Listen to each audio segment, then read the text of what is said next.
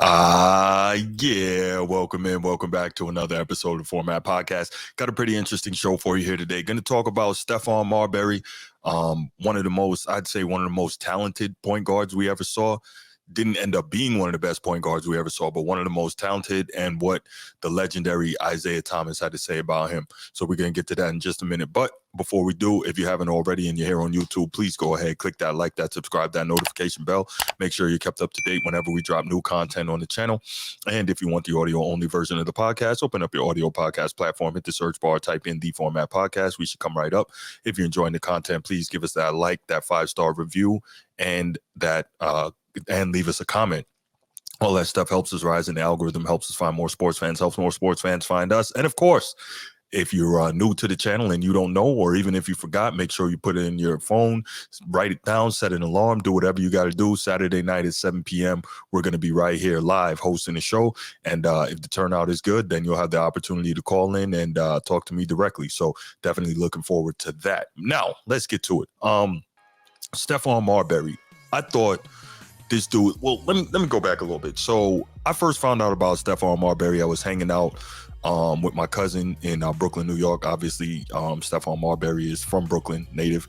And I remember at the time I was still in high school. I guess it's 1995. I'm still in high school and I'm living in Maryland. And so I'm chilling with my cousin. It was maybe spring break or something like that, whatever it was. But and he goes, yo, check this kid out. He's up next, right? And I'm like, yo, who are we talking about here? So he pulls out a VHS tape. Yes, a VHS tape. And he puts it in the VCR and we start watching. And he's showing me the New York City championship game with Steph Marbury from Lincoln High. And Marbury's going off. And I'm like, damn, this kid is nice, right? And so I remember I go back home and I'm like, man, this kid, Steph Marbury, is a problem. And at the time, Allen Iverson had just finished he was getting ready to go into his sophomore year at Georgetown. So obviously he's the best guy. He's the best point guard in the country. And I'm like, man, this kid Marbury is sick. I think he's going to be better than Iverson. Now, clearly I was dead wrong with that one. What up, Steph? And I was dead wrong with that one, but Marbury still ended up being real nice and having a pretty solid college career. So fast forward, he goes and he does this thing and has career averages of 19 points, 7.5 assists for his career. And, he played 13 seasons in the NBA and had some really great seasons, but never was a winner. And, I guess he got some labels attached to him, like he was kind of just making sure he got his stats, but he couldn't contribute to winning. And if you want to say that, in a way, that's probably fair. Now, he dealt with a lot of injuries in his career, but if you want to say he couldn't contribute to winning, that's probably true, because he got traded from the Nets to the Phoenix Suns in the Jason Kidd trade.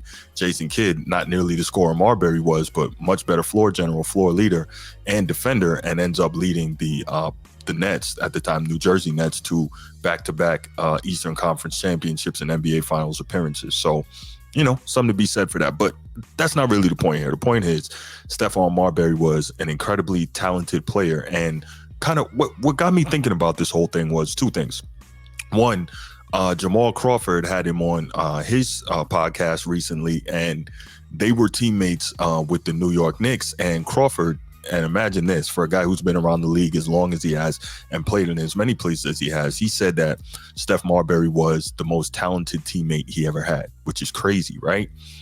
And Marbury was a guy who really could do it all. I mean, I'm going to show you some stuff here. It's crazy. I mean, he was super athletic. Now, look at that right there. He just pulled up and shot a real legitimate jump shot from half court.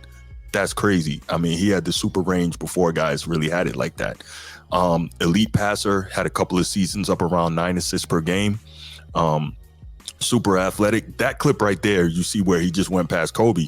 Kobe was all NBA defense, and I believe that's the night that he gave Kobe 50 points in New Jersey. And funny thing about that same road trip, Allen Houston also gave Kobe 50 points. So that was a tough 2-game stretch for Kobe defensively. He had to deal with Allen Houston and Steph Marbury. But the point is, Marbury was a guy, super athletic, fast in the open court. He could shoot it. He was He's a guy who could shoot it. He could score it. I think he had his career high scoring season was 24 a game. And even in that season, he averaged 7.5 assists per game. So, he could do his thing. And it wasn't really until the very end of his career, like the last 2 seasons in the NBA, averaging 13.9 and then 3.8 with the Celtics, that it really took a hit and put his scoring average below 20. But Steph Marbury, for comparison, one of the best point guards of all time, one of the best scoring point guards of all time, Isiah Thomas, averaged 19.3 points per game for his career, much like Steph Marbury. But at the same time, can we really compare him? Because Zeke got 2 championships, so better leader and a better assist man. Isiah averaged about 9.5 assists per game, while Steph averaged 7.6. But the point is, Marbury was amazing. So the second reason that I was thinking about this whole Marbury thing is because Isiah Thomas, who again is a Hall of Fame point guard, I have him as my second best point guard of all time. Just an incredible player. Most people have him somewhere between the top 15 and top 20 players of all time. He had some interesting comments about Steph Marbury's Hall of Fame candidacy. Let's check that out. Let me say this about Stephon Marbury, right?